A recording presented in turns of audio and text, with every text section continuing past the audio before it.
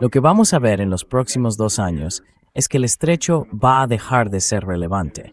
Va a convertirse en una masa de agua más. Creo que Scott se equivoca en un par de cosas, porque una vez que sueltas a los perros de la guerra, es muy difícil volver a ponerles la correa. Y una de las cosas que hemos visto es cuando generas caos en el transporte marítimo, el transporte marítimo cambia.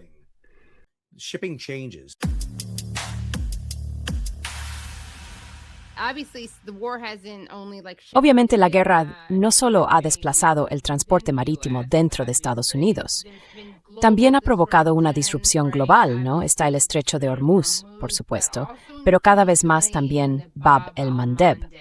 Y aquí tienen al secretario del Tesoro de Trump, Scott Bessent, la semana pasada, durante una entrevista en 2 News, hablando de la relevancia futura del estrecho de Hormuz. Hemos especulado con que el estrecho nunca volverá a ser como era antes. ¿Qué diría usted? Yo diría, lo plantearía. Creo que lo están diciendo de una forma un tanto apocalíptica. Yo lo diría de otra manera. El estrecho nunca va a volver a ser como era, porque los iraníes han intentado utilizarlo como un punto de estrangulamiento. Lo que vamos a ver en los próximos 2 años es que el estrecho va a dejar de ser relevante. Se va a convertir en una masa de agua más. Y diría que más del 50 o 70% de la energía que ahora pasa por el estrecho va a circular por oleoductos subterráneos. ¿Qué dices? De hecho, hice un video entero sobre ese mismo fragmento. Para empezar, no sé por qué Scott Bessent anda señalando a la gente con el dedo, pero yo procuro no hacer eso en las entrevistas. Creo que Scott se equivoca en un par de cosas. Primero, hay oleoductos que se pueden utilizar, y estamos viendo que se usan. Hay uno en los Emiratos Árabes Unidos y otro en Arabia Saudí que están transportándolo. Y se dice, bueno, construiremos más oleoductos y podremos sortear todo esto por completo. El problema es que primero, hemos visto que esos puntos de llegada de los oleoductos han sido atacados. Hemos visto ataques con drones en Fujairah y Yambú. Así que, aunque consigas sortearlo por esa vía, por ejemplo, los hutíes acaban de empezar a atacar barcos saudíes.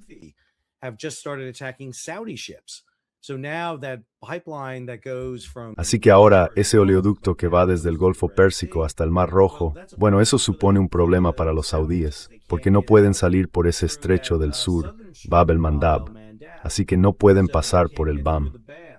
Y eso crea un problema. Además hay otra cuestión, no solo sale petróleo, hay muchas otras materias primas, fertilizantes, por ejemplo. Aproximadamente 1/3 de los fertilizantes del mundo sale por ahí. Y eso no se puede transportar por oleoducto. Helio, azufre, amoníaco. Hay una enorme cantidad de mercancías. Dicho esto, estoy de acuerdo en que no veo que el estrecho vuelva a ser como era, porque una vez que sueltas a los perros de la guerra, es muy difícil volver a ponerles la correa.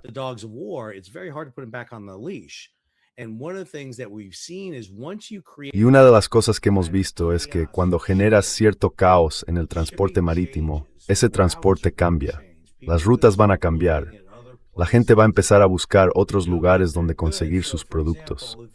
Por ejemplo, si empiezas a cerrar el grifo del Golfo Pérsico, pues me iré a Nigeria, me iré a Brasil, me iré a Guyana, iré a Estados Unidos e intentaré encontrar mi petróleo en otros lugares. Quizá consiga mi gas natural de Qatar. Uno de los países que más se está beneficiando de lo que está ocurriendo ahora mismo es Rusia.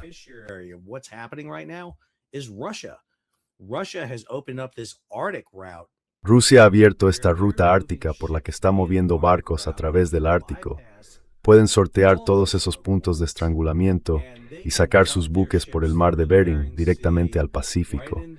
Y están transportando gas natural licuado, están transportando petróleo, y en muchos sentidos son uno de los mayores beneficiarios. Realmente están viendo un enorme aumento de su capacidad para mover mercancías. Creo que, una vez más, cuando la administración Trump fue a la guerra, no tuvo en cuenta las consecuencias económicas, porque este es un problema bastante complejo. La gente no entiende de transporte marítimo.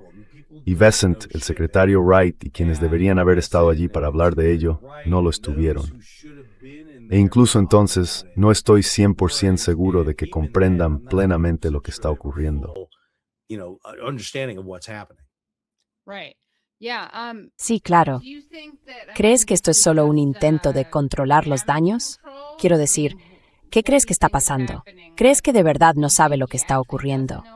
¿Crees que la gente subestimó cómo respondería Irán a esto? ¿Cómo pudieron equivocarse tanto en todo esto?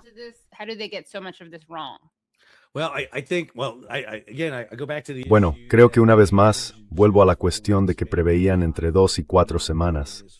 Quizá un conflicto que no se desarrollara como, ya sabe, ahora ya hemos superado con creces los 2 o 4 meses. Y lo que es más importante, aunque no lo crea, el mercado comercial es muy inteligente. Vieron que se avecinaba un problema en el Golfo Pérsico.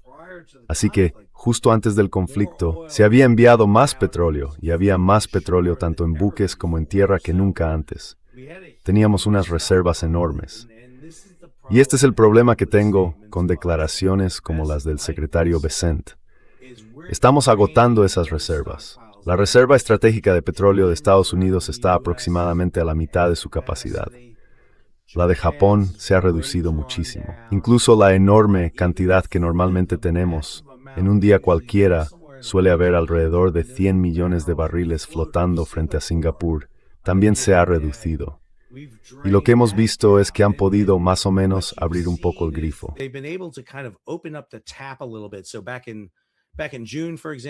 Así que, por ejemplo, en junio pudieron sacar barcos. Incluso volvieron a salir barcos iraníes. Y eso alivia un poco la presión. El problema es que están llegando a un punto en el que ya no habrá red de seguridad.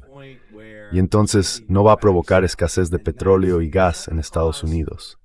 Probablemente tampoco en Europa, ni en la mayoría de los grandes países desarrollados, pero sí en países de todo el mundo que no lo son, que no tienen dinero para pagar esto. Ahí es donde se ven conflictos, ahí es donde surgen problemas. Y eso se traslada al mercado global. De repente podría tener muchas repercusiones porque ahora tienes países luchando por combustible, por energía. No es lo que quieres. Lo ideal es que el océano sea ese enorme espacio común, abierto y azul, por el que las mercancías puedan circular libremente, igual que por una autopista o una carretera. ¿Puede hablarnos un poco del Ever Given y de por qué provocó un enorme desafío logístico? Claro, el Ever Given, estábamos en plena COVID. Era marzo de 2021 y aparece un barco que básicamente iba demasiado rápido por el canal de Suez, perdió el control, clavó la proa en Asia, dejó la popa encajada en África y durante 6 días bloqueó el 15% del comercio mundial. Y creo que ante todo captó la imaginación de mucha gente. ¿Cómo puede pasar algo así? Porque el barco es enorme. Mide casi 430 metros de largo. Es más grande que un portaaviones. Llevaba a bordo 20,000 contenedores de mercancías. Tenía una tripulación de 22 personas. Y de alguna manera, ese barco de repente alteró el transporte marítimo mundial. Y claro, esto ocurría mientras todo el mundo estaba pasando por la escasez de papel higiénico. Estaban pasando muchas cosas.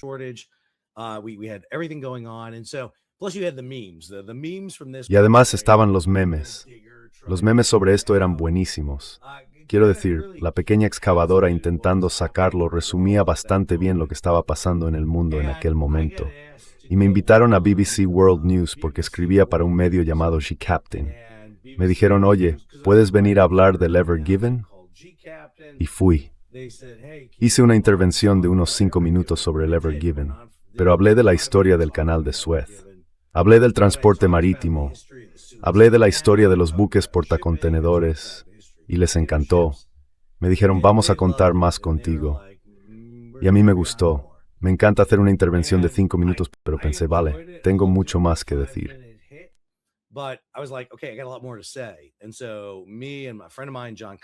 Así que un amigo mío, John Conrad, que dirige G-Captain, este sitio de noticias online, y yo decidimos preparar un video de media hora. Y simplemente él y yo, un poco como tú y yo ahora mismo, nos pusimos a hablar. y tuvo 3.000 visualizaciones y pensé, qué interesante, vamos a hacerlo otra vez. Y empezamos a hacerlo. Y el Ever Given fue desencallado después de 6 días, pero luego el barco fue arrestado. De hecho, se puede arrestar físicamente a los barcos. Así que quedó retenido en el canal de Suez durante 100 días. Y empecé a hacer un programa semanal sobre qué estaba pasando en Suez, hablando de ello. Y no pasaba gran cosa. Era más o menos siempre lo mismo.